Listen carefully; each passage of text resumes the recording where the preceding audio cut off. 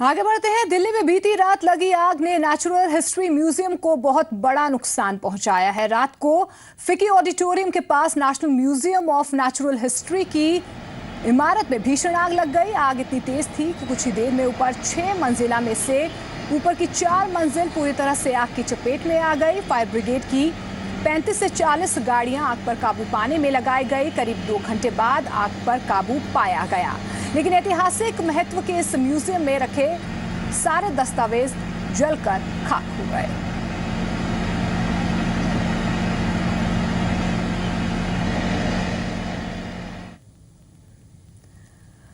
तो दिल्ली के सबसे पॉश इलाके की ऐतिहासिक महत्व वाली बिल्डिंग में आग ने कई सवाल खड़े कर दिए हैं। आग बुझाने में लगे अफसरों का कहना है कि इमारत में आग लगने पर काम आने वाले जरूरी इंतजाम नहीं थे। यहां तक कि जो उपकरण थे वो भी काम नहीं कर रहे थे। आग बुझाने के अंदर जो है दूसरी समस्या ये आई कि बिल्डिंग का जो साधन, इसके जो काम फायर फाइटिंग मेजर्स है वो काम नहीं कर रहे हैं। अगर वो काम कर रहे थे तो शायद आग को जो है जल्दी काबू पा लिया था। तो इसमें ग्लास वूल्स है या इसकी जो पैकिंग है, जो बिल्डिंग एयर कंडीशन होने की वजह से, और अंदर इसके जो स्टफ, जो भी एनिमल्स वगैरह जो अंदर का मटेरियल नहीं बता पाएंगे मैं आपको, कुछ जलने बाद उसका पता भी नहीं चलता। लेकिन आग काफी जल्दी फैली है कि मतलब हाईली फ्लेमेबल मटेरियल से जो है चीज बनाई गई है। फायर सेफ्टी के कोई इंतजाम नहीं था क्या? फायर सेफ्टी के इंतजाम इसमें थे, but they were not functioning. Provisions are there but they are not being maintained. कितनी गाड़ियों ने सर कंट्रोल किया आप? 35 के करीब जो है गाड़ियां हैं, जो इसमें कि एक्चुअली सर्विसेज या जो हेल्पिंग यूनिट्स भी हैं वो उसके अंदर। सर ये 6 मंजिला बिल्डिंग है, कहाँ तक? बेसमेंट, ग्राउंड फ्लोर, मेज़ाइन फ्लोर और उसके ऊपर 6 मंजिल आ गए। तो हमारे कर्मचारियों और अधिकारियों ने इसको बेसमेंट, ग्राउंड फ्लोर और फर्स्ट फ्लोर और कुछ पोर्शन सेकंड फ्लोर का बचाया है। बाकी के ऊपर जो है आग ने काफी नुकसान किया है। रेवाड़ी के 2 गांव में छात्राएं स्कूल नहीं जा रही हैं। अभिभावकों ने अपनी बच्चियों को स्कूल भेजने से इनकार कर दिया है। आखिर क्यों अभिभावकों ने इतना बड़ा फैसला लिया है, ये रिपोर्ट देखिए। ये लड़कियां अब स्कूल नहीं जाना चाहती और इनके अभिभावकों ने भी इन्हें स्कूल जाने से मना कर दिया है। दरअसल इन बच्चियों के स्कूल नहीं जाने की वजह है कुछ मनचले लड़के, जो अक्सर रास्ते में इनके साथ छेड़खानी करते हैं। रेवाड़ी के गांव सुमाखेड़ा और कतोपरी में स्कूल अपग्रेड नहीं होने के चलते इन दोनों गांव के बच्चे पड़ोस के लाला गांव में मौजूद हाई स्कूल में पढ़ने जाते हैं। लेकिन 18 अप्रैल को 10वीं क्लास की एक छात्रा के साथ लाला गांव के 3 युवकों ने अपहरण कर दुष्कर्म किया और तब से अभिभावकों को अपनी बच्चियों की सुरक्षा की चिंता सताने लगी है। और फिर इन्होंने फैसला लिया कि अब ये अपनी बच्चियों को लाला गांव के हाई स्कूल में नहीं भेजेंगे। हमारे गांव के साथ जो लड़कियां हैं, लड़के हैं, उनके शरारत हुई है और वे नाजायज फायदा उठा रहे हैं, हमारे बच्चों को तंग करते हैं, इसलिए हम स्कूल को नहीं भेज रहे जी। 4 वाक्य हो चुके हैं जी। इसके बाद अब हमने निर्णय लिया है कि हम अपने बच्चों को यहीं रखेंगे, अपने गांव को मिडिल स्कूल करवाएंगे और यहीं पढ़ाएंगे। मोटरसाइकिल आके खड़ी कर देते हैं, आवारागर्दी रोड पे बच्चे घूमते रहते हैं आवारा, हमारी लड़कियों को परेशान करते हैं। जब तक हमारा स्कूल अपग्रेड नहीं हो जाएगा हमें न्याय नहीं मिलेगा। तीसरा बंदा पकड़ा नहीं जाएगी तो हम स्कूल में नहीं भेजेंगे। यानी 18 अप्रैल से ये बच्चे स्कूल नहीं जा रहे, अपने ही गांव में प्राइमरी स्कूल को अपग्रेड करने की मांग कर रहे हैं। लाला गांव के हाई स्कूल में कुल 110 बच्चे पढ़ते हैं, जिनमें 65 बच्चे इन दोनों गांव से आते हैं। लेकिन अब स्कूल में विद्यार्थियों की संख्या आधे से भी कम हो गई है। हमारे पास लगभग जो है इन दोनों गांव के 65 बच्चे 6ठी से 10वीं तक आते हैं और सभी पेरेंट्स ने या बच्चों ने हमारे को जो अपनी SLC कटवाने की एप्लीकेशन दे रखी है। उधर अधिकारियों ने गांव में जाकर ग्रामीणों से मुलाकात की, उन्हें सुरक्षा का भरोसा दिया, लेकिन ग्रामीण मानने को तैयार नहीं है।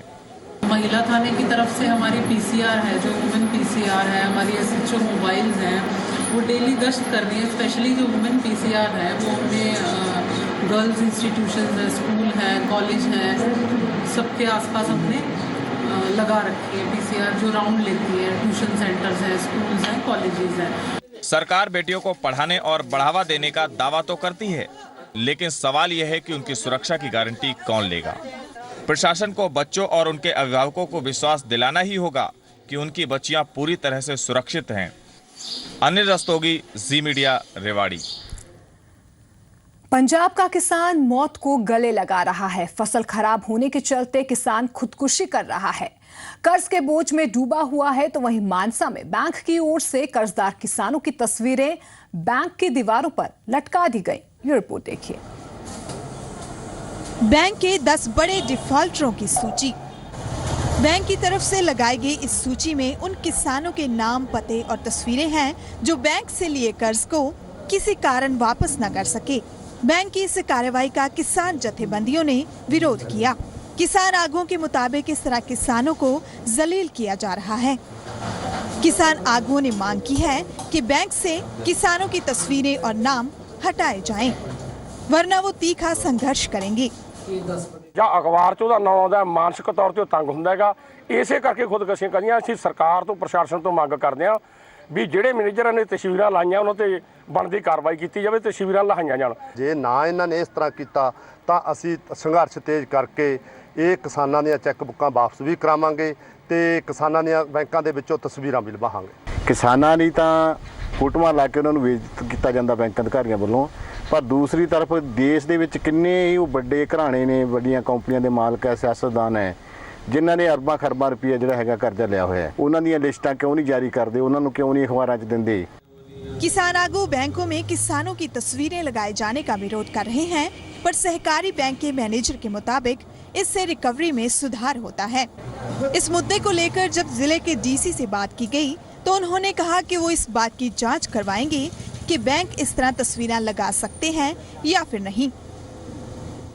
मैं इस दे बारे इनकुआरी करा लेना कि नियमां मुताबिक जिहड़ा बैंक हैगा कि वो कर्जा ना मोड़न वाले किसानां दियां इस तरह दियां तस्वीरां लगा सकदा है कि नहीं लगा सकदा। जेकर इनकुआरी 'ਚ ਇਹ ਗੱਲ ਸਾਹਮਣੇ ਆਈ कि ਕਿਸੇ ਵੀ ਬੰਦੇ ਨੇ ਨਿਯਮਾਂ ਦੇ ਉਲਟ ਜਾ ਕੇ ਕੋਈ ਕੰਮ ਕੀਤਾ ਤਾਂ ਡੈਫੀਨਿਟਲੀ ਉਹਦੇ ਵਿਰੁੱਧ ਕਾਰਵਾਈ ਕੀਤੀ ਜਾਊਗੀ। बैंक के अधिकारी अपने कर्ज की रिकवरी के लिए डिफॉल्टर किसानों की तस्वीरें लगाए जाने को जायज बता रहे हैं, पर किसान जथेबंदियों को बैंकों की यह कार्रवाई नागवार गुजर रही है। किसानों का तर्क है अगर देश के बड़े उद्योगपतियों को कर्ज में छूट दी जा सकती है तो फिर किसानों को क्यों नहीं। बलदेव शर्मा, जी मीडिया, मानसा। चंडीगढ़ को स्मार्ट सिटी बनाने के लिए प्रशासन हर मुमकिन कोशिश कर रहा है, लेकिन जो सिटी के बच्चे ही स्मार्ट नहीं बनेंगे तो शहर का भविष्य क्या होगा। इस बुलेटिन में फिलहाल इतना ही, लेकिन इस सवाल का जवाब इस रिपोर्ट में देखिए। तस्वीरें चंडीगढ़ में एक सरकारी स्कूल की हैं। इन तस्वीरों को देखकर आप सोच रहे होंगे कि लंच टाइम हुआ होगा और इसलिए कुछ बच्चे क्लासरूम से बाहर हैं तो कुछ शरारत में मशगूल हैं। लेकिन आपको बता दें कि ये लंच टाइम नहीं बल्कि क्लास टाइम है। अब इन तस्वीरों को देखिए। बच्चों के अभिभावक भी स्कूल में हैं, अपना काम धंधा छोड़कर स्कूल आए हुए हैं। दरअसल इन दो तस्वीरों की वजह है स्कूल में टीचर्स का न होना। टीचर्स की कमी के चलते अभिभावकों को अपने बच्चों के भविष्य की चिंता सता रही है। यहाँ पर सबसे बड़ी असुविधा जो है वो इस प्रकार है कि यहाँ पर टीचर ही नियुक्त नहीं है सही तरीके से, जिसके तरीके से होना चाहिए। 2 बिल्डिंगों का निर्माण जरूर हुआ है, लेकिन यहाँ पर इतनी ज़्यादा समस्या इससे बद से बदतर हो गई है। घर से आते अपने बच्चे स्कूल आते हैं, स्कूल में कोई गाइड उसे करने वाला ही नहीं, तो बच्चा जैसे होगा और करेगा। जैसे बच्चों को हम पढ़ने के लिए भेजते हैं तो वो शिक्षा ही नहीं है। जो शिक्षा पहले थी वो भी ख़त्म होती जा रही है। यहाँ मैनेजमेंट कोई है ही नहीं। टीचर्स कहते हैं फर्नीचर नहीं है, टीचर्स नहीं है। एक क्लास को 4 क्लासेस को एक टीचर संभाल रहा है तो वो कोई मैनेजमेंट नहीं है। इस स्कूल में 2 सेशन लगते हैं। सुबह सेकेंडरी के स्टूडेंट पढ़ते हैं तो वहीं दूसरे सेशन में प्राइमरी स्कूल के बच्चों की पढ़ाई होती है। सेकेंडरी के स्टूडेंट की संख्या जहां 1500 है तो वहीं प्राइमरी स्कूल के बच्चों की संख्या 1600 है और दोनों सेशन में अध्यापक चंद गिनती के हैं। स्कूल के इंचार्ज इंद्रजीत कौर भी मानती हैं कि स्कूल में टीचर्स की कमी है। हालांकि वो भरोसा दे रही हैं कि कुछ दिनों में सब ठीक हो जाएगा। टीचर्स शॉर्ट हैं, कुछ टीचर्स इलेक्शन ड्यूटी पे हैं और वैसे ही कम है टीचर्स। सिर्फ 15 टीचर हमारे पास आए हैं, तो स्ट्रेंथ हमारी 1500 के करीब है। टीचर हमने डिपार्टमेंट को बोल दिया है, इंफ्रास्ट्रक्चर, फर्नीचर वगैरह सब कुछ दिनों में आ जाएगा तो सब सेट हो जाएगा। सवाल बच्चों के भविष्य से जुड़ा हुआ है, लिहाजा हमने चंडीगढ़ के डीसी अजीत बालाजी जोशी के सामने भी इस मुद्दे को उठाया। अगर इसमें ये होता है तो हमारा अधिकार, लोगों का अधिकार है कि शिक्षा लेना। Under right to education act, और सरकार का कर्तव्य और सरकार की ड्यूटी है कि हम लोगों को एडमिट कराना, तो सरकार कटिबद्ध है उसके लिए और ज़रूर उनको एडमिट करेंगे। चंडीगढ़ को स्मार्ट सिटी बनाने के लिए प्रशासन जी तोड़ मेहनत कर रहा है, लेकिन अफसोस कि इन बच्चों के भविष्य के बारे में कोई नहीं सोच रहा। अब तक सिर्फ आश्वासन और भरोसा ही मिल रहा है। नितिका महेश्वरी, जी मीडिया, चंडीगढ़।